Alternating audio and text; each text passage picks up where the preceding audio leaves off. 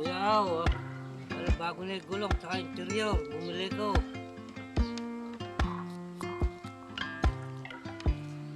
Papasalamat ako sa iyo at kay na bigyan mo ako ng pamasko. Ay napagawa ko rin.